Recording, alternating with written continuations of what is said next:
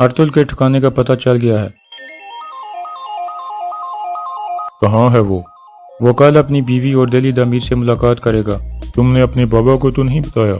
नहीं, वो नहीं जानते। अस्सलाम वालेकुम नाजरीन। पिछली किस्त में आपने देखा कि हाइमा खातून एक सिपाही को खत देकर सुल्तान अलाउद्दीन की तरफ रवाना करती हैं और तुर्कमेन कोजा बख्श को कहता है कि ये खत हर हाल में रुकवाना है। इस किस्त के आगाज में वो सिपाही खत लेकर जा रहा होता है कि रास्ते में एक जगह अचानक मंगोल आ जाते हैं। दरअसल कोजा बख्श ने उसे पकड़ने के लिए मंगोलों से मदद ली थी। चनाचे वो मंगोल उस सिपाही को पकड़ लेते हैं और उससे खत छीन लेते हैं। लेकिन ऐन उस वक्त बामसी एक तरफ से नमूदार हो जाता है और मंगोलों पर हमला कर देता है।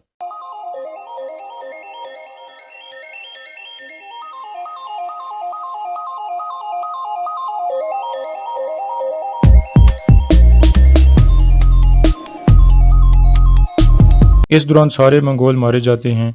बामसी उसे कहता है कि तुम मेरे साथ वापस कबीले में चलो, हाइमा खातून को इस बारे में बताकर दोबारा चले जाना।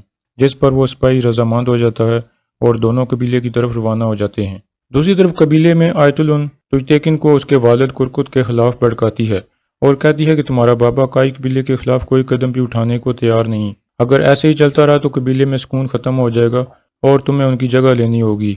दूसरी तरफ हाइमा खातून और हलीमा सुल्तान सख्त परेशान होती हैं कि कहीं हमारा सिपाही पकड़ा ना जाए। इतने में बामसी अंदर दाखिल होता है। सब उसको मिलते हैं और खुश आमदीद कहते हैं।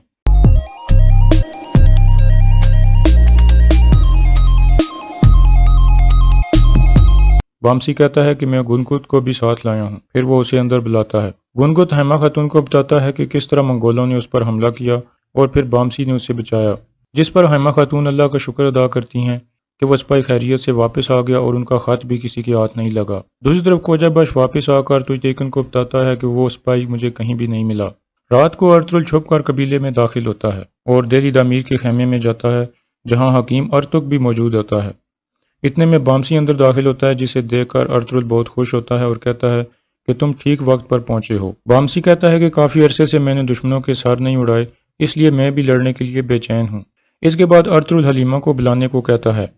हलीमा जब आती है तो अर्तुल कहता है कि तैयारी करो, हम कोनिया जा रहे हैं। क्योंकि हमारा सिपाही खत लेकर नहीं पहुंच सका इसलिए हम खुद वहां जाएंगे। लेकिन हलीमा सुल्तान और दिल्ली दामिर को कबीले से निकलने की इजाजत नहीं थी, इसलिए अर्तुल एक चाल चलता है और दिल्ली दामिर को कोजा बख्श के पास भेजता है।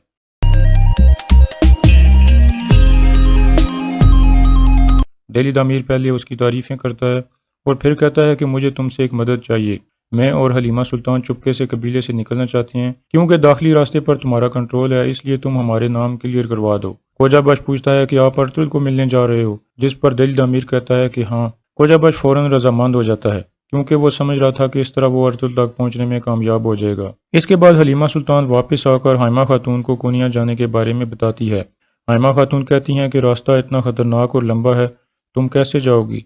जिस पर हलीमा कहती है कि खतरनाक रास्तों तक अर्तुल हमारे साथ होगा, आगे मैं और दिल्ली दामिर साथ होंगे। ये सारी बातें गोखचे भी बाहर छुपकर सुन लेती है और फिर वहां से चली जाती है। इसके बाद हलीमा एक और बात हाइमा खातून को बताती है कि आपका बड़ा बेटा सुंगर तेकन जिंदा है, जिसे सुनकर वो चौंक जाती हैं और उनकी आंखों में आंसू आ जाते हैं।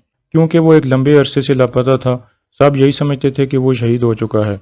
दूसरी तरफ गोखचे फौरन तुर्कमेन के पास जाती है और बताती है कि मैंने अर्तुल का पता लगा लिया है, तुम जाओ और उसको कबीले में लाकर सजा दिलवाओ। दरअसल गोखचे अर्तुल के खिलाफ हो चुकी थी और उससे बदला लेना चाहती थी। इसके बाद तुर्कमेन फौरन गुमस्तेकन के पास जाता है और उसे बताता है कि अर्तुल का पता चल गया है, कल दिल्ली दामिर और हलीमा सुल्तान उससे मिलने वाले हैं। अर्तुल के ठिकाने का पता चल गया है। कहाँ है वो? वो कल अपनी बीवी और दिल्ली दामिर से मुलाकात करेगा। तुमने अपने बाबा को तो नहीं बताया? नहीं, वो नहीं जानते। इतने में कोजा बख्श वहां आता है। तुर्कमेन उसे कहता है कि सिपाही तैयार करो, कल सुबह हमने कबीले से निकलना है क्योंकि अर्तुल का पता चल गया है। इसके बाद कोजा बख्श कबीले से बाहर जाकर एक मंगोल से मिलता है और उसको अर्तुल के कोनिया जाने के फैसले के बारे में बताता है। दूसरी तरफ नयान के डेरे पर मंगोल सिपाही तानगुत को पकड़कर ले आते हैं।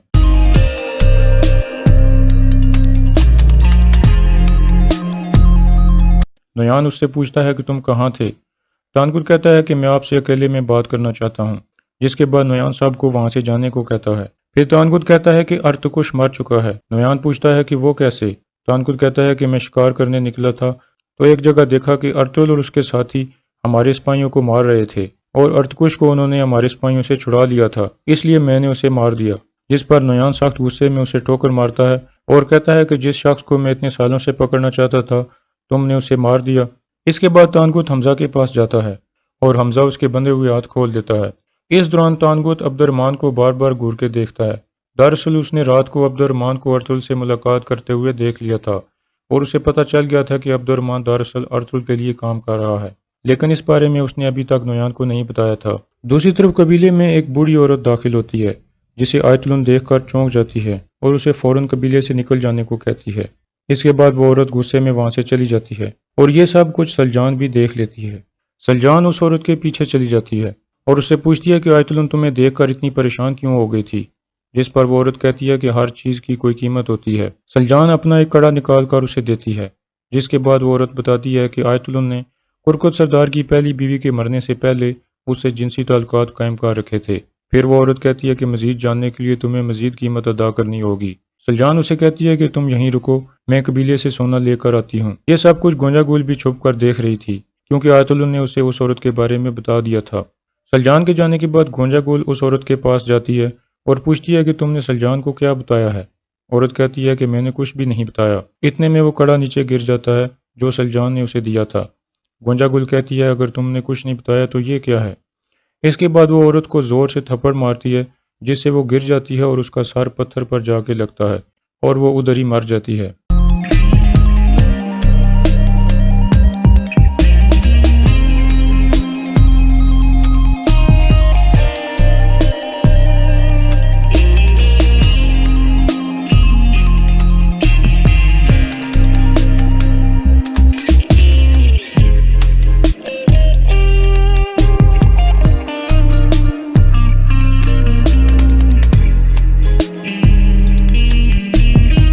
اور گونجا گل جلدی سے وہاں سے نکل جاتی ہے اور یہاں اس قسط کا اختتام ہو جاتا ہے۔